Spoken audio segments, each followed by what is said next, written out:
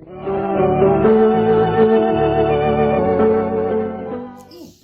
hello there. It's me, Eric, your friendly neighborhood psychotherapist. That's a real mouthful. Sorry. A long time ago, like in the mid-'80s, there was this song by the band REM, where maybe you remember it. When it came on your car radio, I think you were mandated by law to begin singing the chorus at the tops of your lungs. It's the end of the world as we know it. And I feel fine.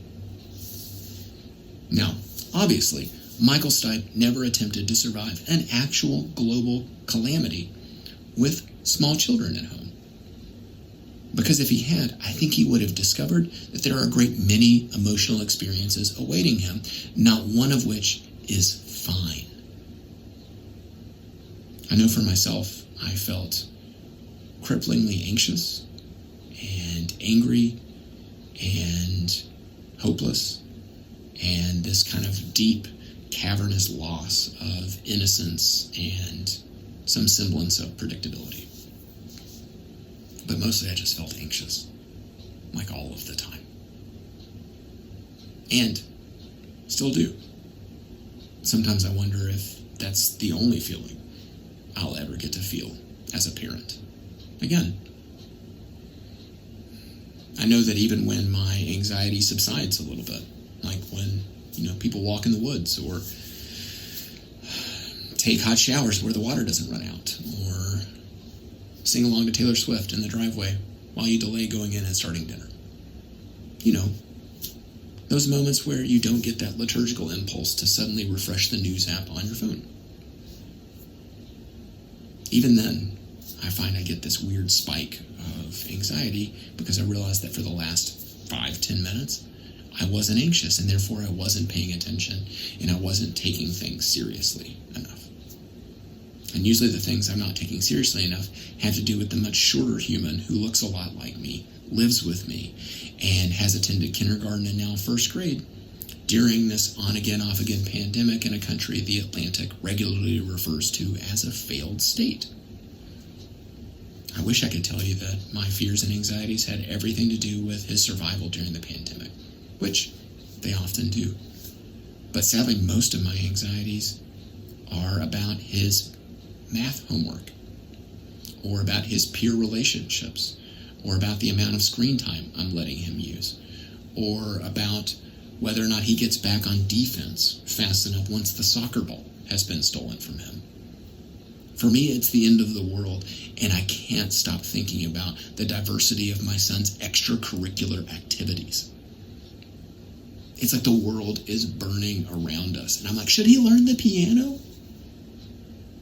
Maybe you've encountered something similar. One of the most difficult parts about being an American parent is this learned and cultivated spiritual practice of being anxious all the time as a form of proper and right parenting. Actually, one of the worst things that you can feel as an American parent is fine.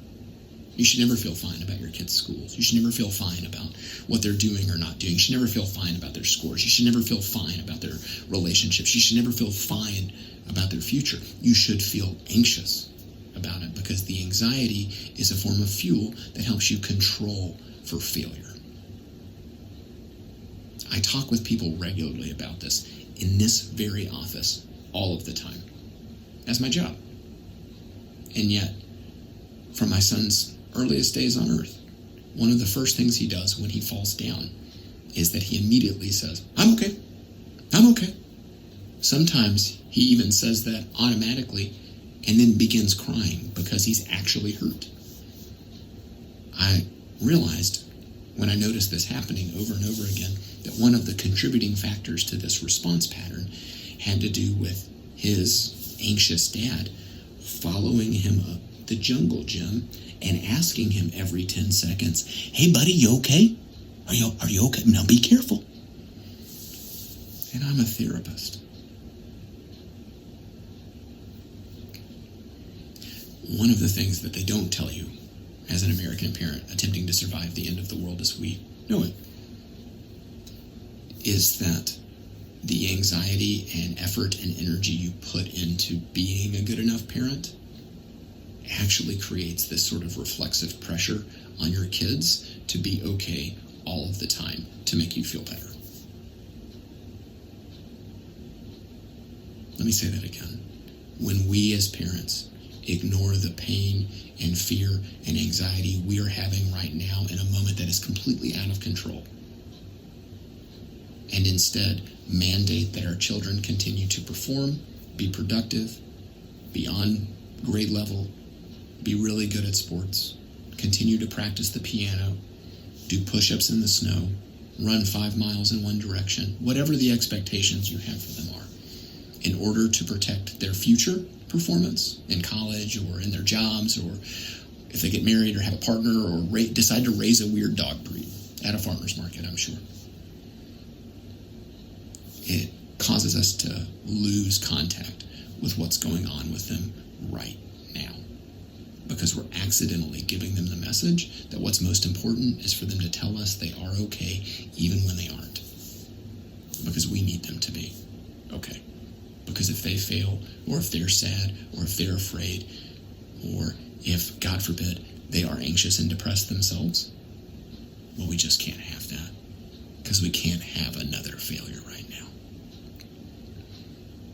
The scariest part of this whole pandemic is that we've made our kids responsible for our country, our community, and our family's emotional stability. We send them to schools in masks and expect them to be on grade level with math and reading.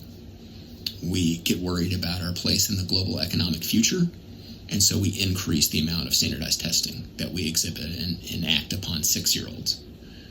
We get worried about the things that they're learning and hearing and thinking from other adults that we can't control, so we angrily demand that things change from both perspectives at school board meetings where we scream at elected officials.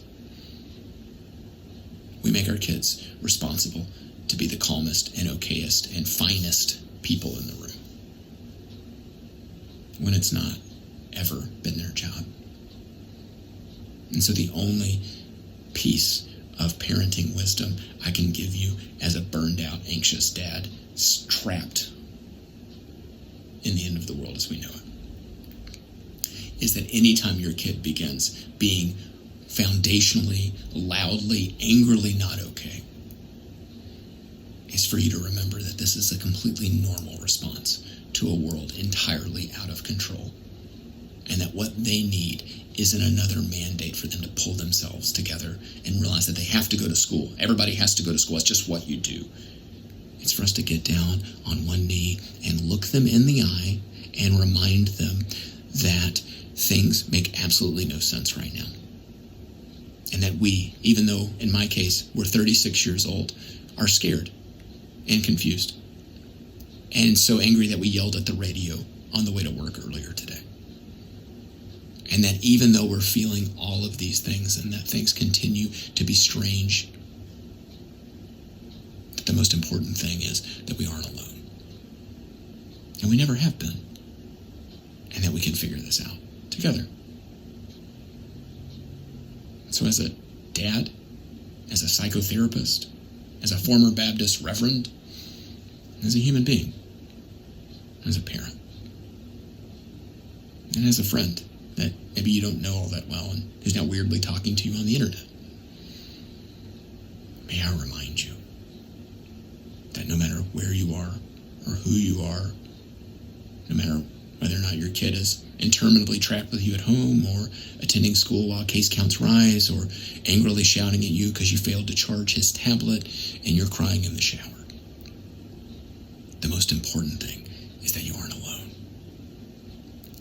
and that we can figure this out together.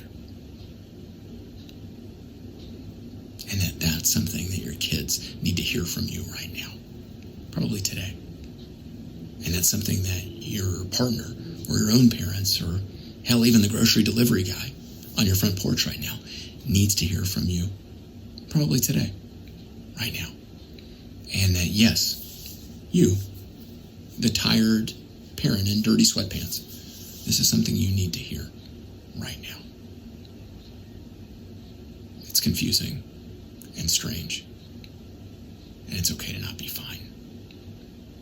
And one of the things that is most important right now is for us to not be fine together, to admit it and to acknowledge it and to let it be what it is and to listen to it together, and then to remind ourselves of what's true, that we aren't alone, even if it doesn't make any sense at all. So, if you're finding that you need to hear that regularly, or you're worried about what your kids are hearing or not hearing from you or other people, or you're worried about some of the things that you're seeing in your family, or just things seem off, that's the perfect time to remind yourself you're not alone, and that there are people that are able and willing and interested to be not okay or not fine in your presence as soon as you need them. Some of them go to church with you. Some of them live next door to you. Some of them are actual psychotherapists who sit in chairs and ask you questions and talk to you like this, like I'm doing right now. The truth isn't that there's one right way to be okay or to be fine during the end of the world as we know it. The truth is that you can feel any number of feelings. But the important thing is to remind yourself that you're not alone in feeling them, even right now. It's been a gift to be with you.